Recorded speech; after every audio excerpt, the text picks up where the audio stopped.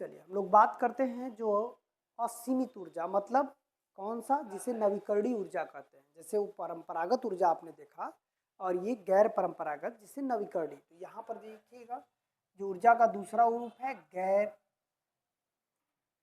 परंपरागत ऊर्जा। गैर परंपरागत ऊर्जा, और गैर परंपरागत ऊर्जा को हम लोग एक भाषा में क्या बोलते हैं, नवीकरणीय ऊर्जा।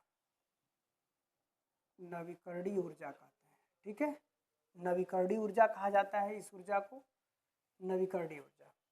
गैर परंपरागत ऊर्जा को कौन सी ऊर्जा बोला जाता है, नवीकरणीय ऊर्जा।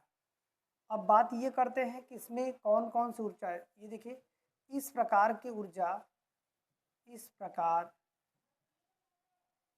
का ऊर्जा उत्पन्न करने में प्रदूषण नहीं होता, उत्पन्न करने में प्रदूषण नहीं होता, नहीं होता। यह ऊर्जा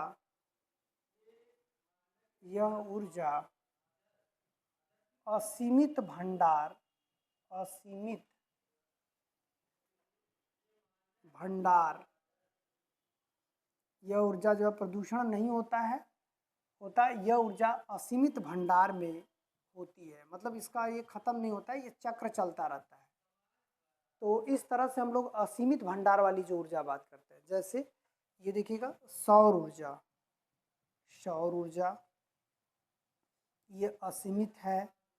दूसरा पवन ऊर्जा, ये असीमित है। तीसरा जो है ज्वारीय ऊर्जा, ये भी क्या है, असीमित है। और भूतापीय ऊर्जा, भूतापीय ऊर्जा ये भी क्या है, असीमित है। और पांचवा जो है जैविक ऊर्जा, जैविक ऊर्जा।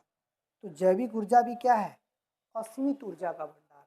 इसका मतलब है कि ऊर्जा के भंडार के रूप में ये असीमित है और ये बहुत इम्पोर्टेंट है। इसमें भी सबसे ज़्यादा इस समय उत्पादन किसका हो रहा है, सबसे ज़्यादा जो है, अब तो बहुत तेज़ी से इस ऊर्जा पर काम हो रहा है।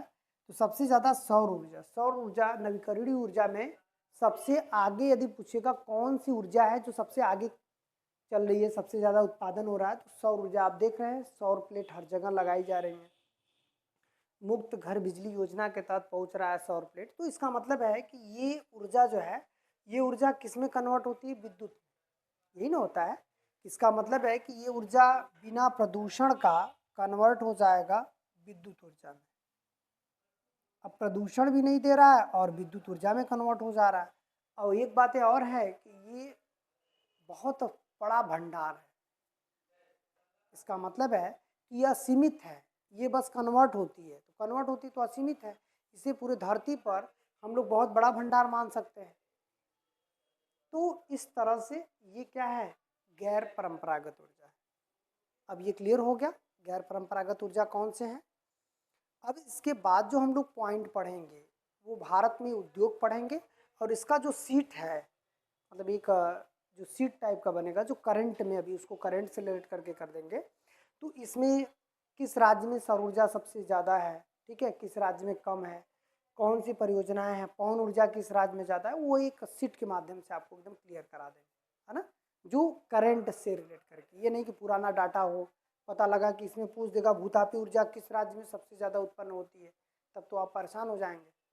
तो करंट का जो डाटा है, जो रिपोर्ट आई है, उसके अनुसार चलना है। अब ये क्लियर हो गया।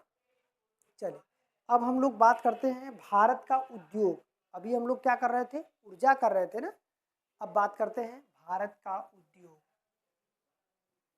भारत का उद्योग, हाँ भारत में उद्योग कह सकते हैं, या भारत का उद्योग, भारत में उद्योग होगा, भारत में उद्योग।